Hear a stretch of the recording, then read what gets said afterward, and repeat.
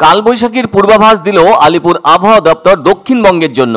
এর পাশাপাশি উত্তরবঙ্গের একাধিক জেলায় বৃষ্টির সাথে দমকা ঝোড়ো হাওয়াও বয়ে যেতে পারে।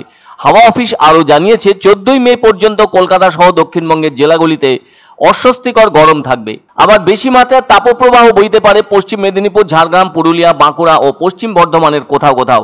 এছাড়াও গাঙ্গেয় পশ্চিমবঙ্গের জেলাগুলিতে আগামী দুদিনের তাপমাত্রা 2 থেকে 3 ডিগ্রি সেলসিয়াস করে বাড়তে পারে। উত্তরবঙ্গের জেলাগুলিতেও একইভাবে বাড়তে পারে তাপমাত্রা। শনিবার কলকাতা শহরের সর্বোচ্চ তাপমাত্রা ছিল 39 ডিগ্রি সেলসিয়াস এবং সর্বনিম্ন তাপমাত্রা ছিল 29 ডিগ্রি সেলসিয়াস।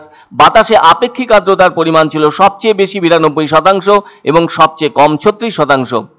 এদিন এক সাংবাদিক বৈঠক করে আলিপুর আবহাওয়া দপ্তরের আবহাওয়া বিজ্ঞানী অন্বেষা ভট্টাচার্য বলেন, একটি উচ্চচাপ রেখা রয়েছে উত্তর বাংলাদেশের ওপর, যা কিনা সমুদ্রপৃষ্ঠ থেকে 9 কিলোমিটার উচ্চতা পর্যন্ত।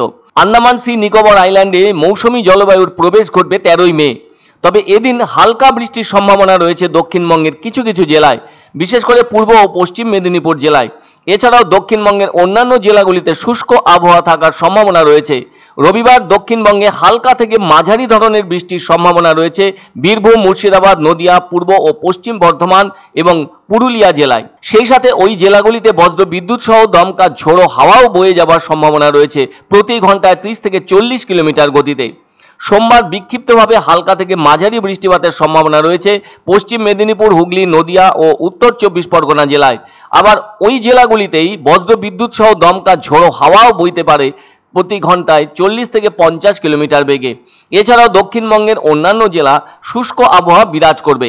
এদিকে উত্তরবঙ্গের যেসব জায়গায় বৃষ্টিপাতের সম্ভাবনা আছে সেগুলি হলো দার্জিলিং, কালিম্পং, জলপাইগুড়ি, কোচবিহার ও আলিপুরদুয়ার জেলা। অন্যদিকে মালদাতেও শুষ্ক আবহাওয়া থাকা সম্ভব নয়। এছাড়াও আগামী 14ই মে পর্যন্ত দক্ষিণবঙ্গে তাপপ্রবাহের সম্ভাবনা রয়েছে নদিয়া, পুরুলিয়া, বাঁকুড়া, ঝাড়গ্রাম ও বর্ধমান জেলায়। আবার দক্ষিণবঙ্গের অন্যান্য জেলাগুলিতে অস্বস্তিকর গরম আবহাওয়া বজায় থাকবে আগামী বুধবার পর্যন্ত। রবিবার আলিপুরদুয়ার ও কোচবিহারে ভারী বৃষ্টির সম্ভাবনা রয়েছে। কলকাতার ক্ষেত্রে আগামী 24 ঘন্টায় অস্বস্তিকর গরম অনুভূত হবে, কেননা দুপুরের পর থেকে আকাশ মেঘলা থাকবে না। অন্যদিকে আইএমডির মতে সারা দেশে আবহাওয়া খারাপ থাকবে। একদিকে থাকবে গরমের অস্বস্তি, অন্যদিকে নতুন পশ্চিমী ঝঞ্ঝা ও ঘূর্ণাবর্তের জেরে রাজ্যে রাজ্যে ভারী বৃষ্টির সম্ভাবনা। এ ধরনের বৃষ্টির জেরে কোথাও কোথাও তাপমাত্রা কমে যাবে, আবার কোথাও কোথাও তীব্র দাবদাহে মানুষ হাঁসফাঁস করবে। তার কারণ অসম ও বাংলাদেশে জোড়া ঘূর্ণাবর্ত রয়েছে। পশ্চিমী ঝঞ্ঝার প্রভাব রয়েছে উত্তর পশ্চিম ভারতের বেশ কিছু রাজ্যে।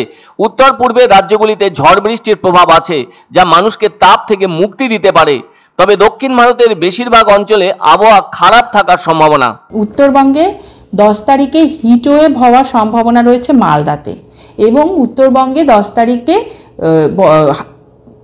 দমকা হাওয়া 30 থেকে 40 কিলোমিটার গতিবেগে এবং তার সঙ্গে বজ্রপাত সহ বৃষ্টিপাতের সম্ভাবনা রয়েছে উপরের 5টি জেলা, মানে দার্জিলিং, কালিম্পং, জলপাইগুড়ি, আলিপুরদুয়ার এবং কোচবিহারে। এবং এই জেলাগুলিতে কিছু কিছু জায়গায় বৃষ্টির সম্ভাবনা, আর নর্থ দিনাজপুরে বিক্ষিপ্তভাবে বৃষ্টির সম্ভাবনা রয়েছে।